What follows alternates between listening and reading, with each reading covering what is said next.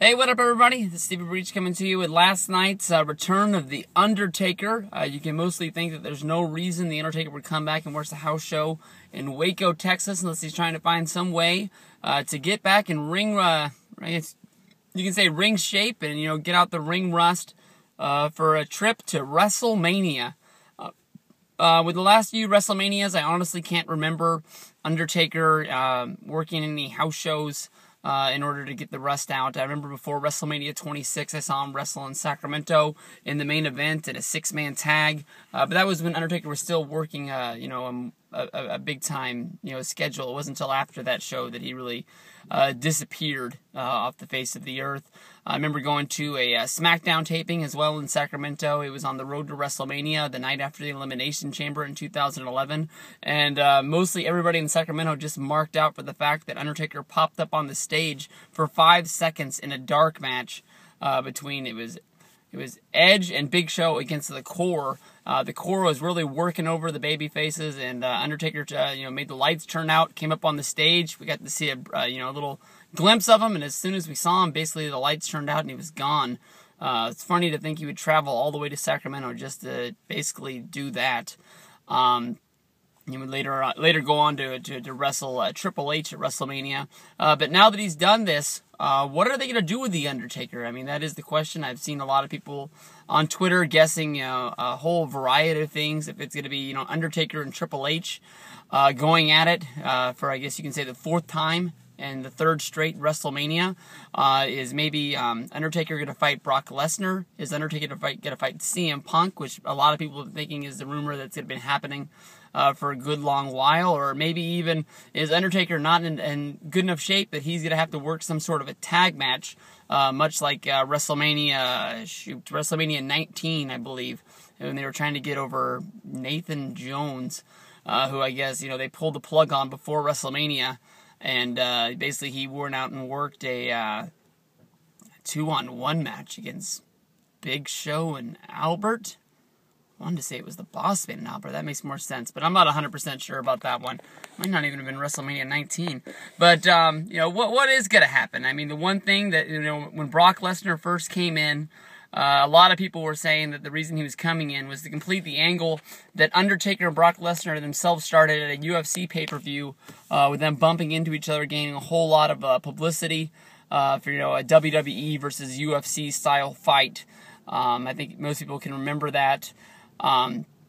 Those guys match up really, really well. But in order, to complete that, then we have to sort of go back to SummerSlam and the whole Triple H storyline of him, basically apologizing to the fans, not being able to beat Brock Lesnar, and him sort of walking away to the point where we haven't seen him on TV since. And, I guess we did see him at the Slammies, but that doesn't really count. That's sort of like I guess it's an on-camera but off-camera sort of deal. It doesn't really count within these storylines of him coming out there.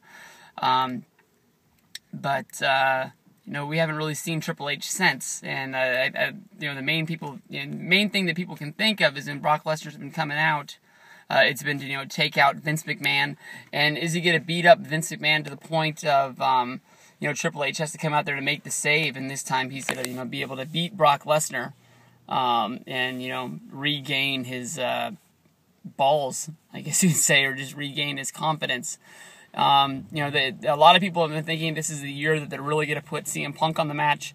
Put him on the mat with Undertaker as, having the one big match of the year. Undertaker has had match of the year the last few years, and they've been really trying to build up CM Punk. He is a real big star. He had the title for a long time last year, but, they just need to elevate him that last little bit to the point that, they can start, pushing him as big of a star as John Cena and everything like that. And I think an Undertaker match really would help that out. I think CM Punk is a guy that would really help the Undertaker out in the state he's in right now as well.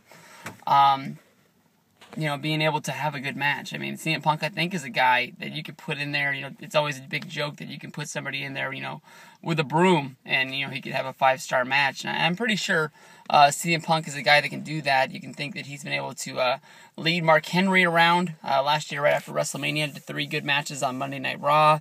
And besides that, he hasn't really had to, wrestle anybody of lower caliber unless you want to put Ryback in there. But most of the matches that he's wrestled with Ryback have been, I guess you can say gimmick matches highlighted by the Hell in the Cell. and they've been able to, do some magic to make those look a little bit better. But I think him and Undertaker could really put on a good show.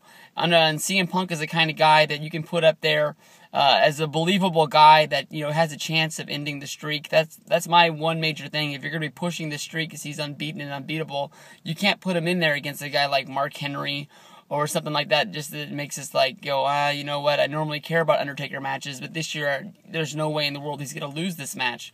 So he needs to have one of those competitors like that. And I think CM Punk is one of those guys that can, in your mind, push him to its limits to the point where you think he might lose.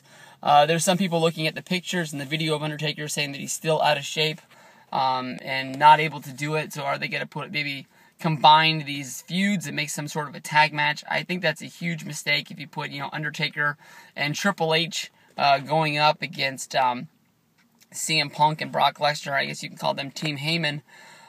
Mostly because you're taking the wheels out from underneath Brock Lesnar and CM Punk, two of their main stars that are, really good in, their own solo style of matches. I think you can intertwine the storylines, but I think it'd be a mistake to intertwine the matches. I think that, basically going, one-on-one on each of these, you'd be able to have, bigger star quality matches instead of just having one match with these four guys in there. Except for that, I really don't see anybody else on the roster that Undertaker could have a good quality match with.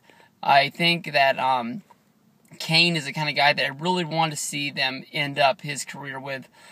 Somehow intertwine those storylines again. I know a lot of people know of them as the Brothers of Destructions and the whole Paul Bearer storyline. I think that once you really put these two guys out to the pasture, you should do it at the same time. So that way you can really have a true ending to their storyline. I don't know if you kill them off basically both at the same time or have one kill the other, but both of these guys are getting up there, and this might be the last WrestleMania of these guys. So even if you don't do it at WrestleMania, I think somewhere down the line these guys have to match up. It was quite a big ovation for them when they came out at Raw 1000, and they took out three-man band, I guess at the time. I'm not even sure if that's who they were. Then they just seemed like three random dudes running out there to attack him. But we'll have to see. What are you guys thinking? What are you expecting from WrestleMania? Honestly, I think there's no doubt in my mind that Undertaker's going to be wrestling at WrestleMania. I don't think there's any way in the world they would have put him out there on that Waco house show, no matter how close it is to where he lives in Texas, if they weren't getting him ready. Because they didn't announce it, they didn't publicize it, they didn't make any extra dollars. I'm guessing that the house show wasn't sold out, and I think if you would have put Undertaker in his first match back, I guess you could have advertised that and sold some extra tickets and made some extra money.